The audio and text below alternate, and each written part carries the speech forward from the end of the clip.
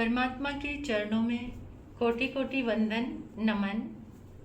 आप सभी का हार्दिक हार्दिक अभिनंदन। आप सभी के लिए मंगल भाव, शुक्रिया, आभार। आप सभी आनंद में रहें, खुश रहें, मंगल भावों में रहें। देखिए, किसी ने एक बहुत सुंदर बात कही है कि इस प्रकृति के आंगन में एक अद्भुत यंत्र लगा हुआ है। कैसा यंत्र? जो हमारे मन के भावों को पकड़कर तुरंत पूरे ब्रह्मांड में फैला देता है और फिर जो हमारे मन से निकलते हैं भाव फिर वापस लौटकर हमारे पास ही आ जाते हैं और ज्यादा एनर्जी के साथ। ये दुनिया एक दर्पण जैसी है। हंसोगे तो हंसती हुई नजर आएगी, रोगे तो रोती नजर आएगी। जैसा खुद को देखना चाहते हो दर्पण में, बस वैसे ही बन जाओ। रोना पसंद है या फिर हंसना पसंद है? जैसे हमारे भाव होते हैं, हमारे भावों के साथ वो हमारे अनुभव में आते चले जाते हैं। जैसे हमारे भाव होते हैं, उसका प्रभाव चारों तरफ वैसा ही फैलने लग जाता है। गुण दोष हमारे भावों के अनुरूप है। हमारे भीतर में गुण आ रहे हैं या फिर दोष आ रहे हैं, ये हमारे ऊपर ही तो डिपेंड करता है। हमारे भाव चारों तरफ फैलते हैं। तुम किसी संत के पास जाकर बैठते हो तो मन शांत होने लगता है।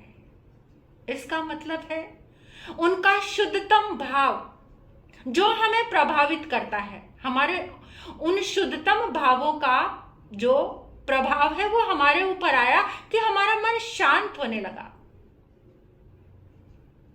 ऐसा होने लगता है। एक बार एक राजा जंगल में भटक गया। जंगल में भटका, बड़ी तेज प्यास लगी उसे। खोजता खोजता एक जगह पहुंचा। जंगल के एक किनारे पर उसे एक कुटिया नजर आई और कुटिया में जैसे ही गया तो वहां पर क्या देखा? एक बूढ़ी मां। राजा ने कहा, मां, मुझे बहुत जोर से प्यास लगी है, थोड़ा पानी मिलेगा? हाँ हाँ बेटा, क्यों नहीं मिलेगा, आओ आराम से बैठो। उस बूढ़ी मां ने राजा को बड़े प्रेम से बिठाया, पानी का लोटा लेकर आई और कहने लगी कि पहले तुम अपने हाथ पांव मुंह धो, मैं तुम्हारे लिए अनार का रस लेकर आती हूं। बूढ़ी मां अपनी कुटिया के पिछवाड़े जाती है जहां एक बहुत बड़ा बगीचा था। उस बगीचे के कोने से अनार के पेड़ से एक अनार तोड़कर लाती है और एक अनार तोड़कर उसका रस निकालती है। एक अनार से पूरा लोटा रस से भर जाता है। बूढ़ी मां ने राजा को अनार का रस दिया। इतना मधुर रस, प्यास लगी थी। राजा एकदम पीकर तृप्त हो गया और उसने अपने पास से सोने की एक मोहर निकाली और बूढ़ी मां के हाथ में रखने लगा। बूढ़ी मां कहने लगी, बेटा मुझे ये नहीं चाहिए। मुझे क्या करना है सोने की मोहर का? मुझे तो 2 रोटी चाहिए खाने को, वो मिल जाती है और फिर मैं ये सोने की मोहर रखूं भी तो क्यों रखूं? मेरा तो काम है सेवा करने का। मेरा मन आनंदित होता है, खुश होता है सेवा करके। मुझे ये मोहर नहीं चाहिए। राजा बड़ा प्रभावित हुआ। बूढ़ी मां को धन्यवाद देता हुआ अपनी राजधानी की ओर लौटने लगा। बीच राह में पहुंचकर राजा के मन में एक ख्याल आया कि बूढ़ी माँ तो बड़े कमाल की है, लोग आते होंगे उनको इस तरह से, ये रोज कभी पानी कभी रस पिलाती होगी और बड़े पैसे कमाती होगी। ये तो, इसके पास बगीचा भी इतना बड़ा है। सोचने लगा राजा। दूसरी एक और बात मन में आई, ख्याल में आई कि इसके पास इतना बड़ा बगीचा, और बगीचा तो मेरी ही राजधानी में है ना, मेरे ही राज्य में है, लेकिन इसने कभी मुझे टैक्स नहीं दिया, कर नहीं दिया। यानी राजा के मन में कुछ रॉन्ग थिंकिंग चलने लगी। उसकी सोच नेगेटिव हो गई, विचार ऐसे हो गए। उसने सोचा कि आज तो मैं ऐसे बनकर आया था, हो सकता है इसने राजा समझकर मुझसे ये मोहर, सोने की मोहर ना ली हो, और आने जाने वाले यात्रियों से तो ये बहुत कुछ लेती होगी, इसके पास तो बहुत सारी धन संपत्ति हो गई होगी, ऐसे ये तो माला माल हो गई होगी।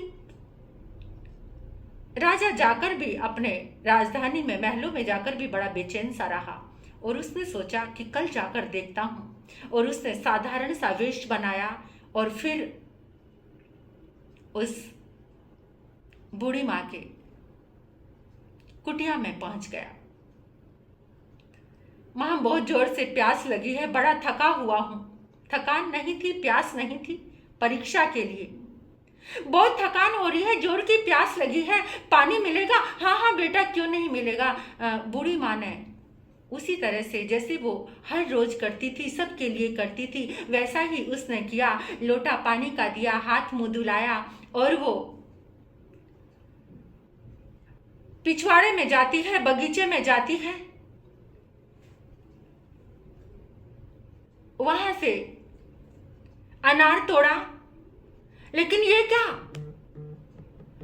जहां हर रोज अनार में एक लोटा भर जाता था, एक अनार में एक लोटा भर जाता था, लेकिन आज 2 अनार, 3 अनार, 4 अनार, 5 अनार का रस निकाला, बड़ी मुश्किल से लोटा भरा।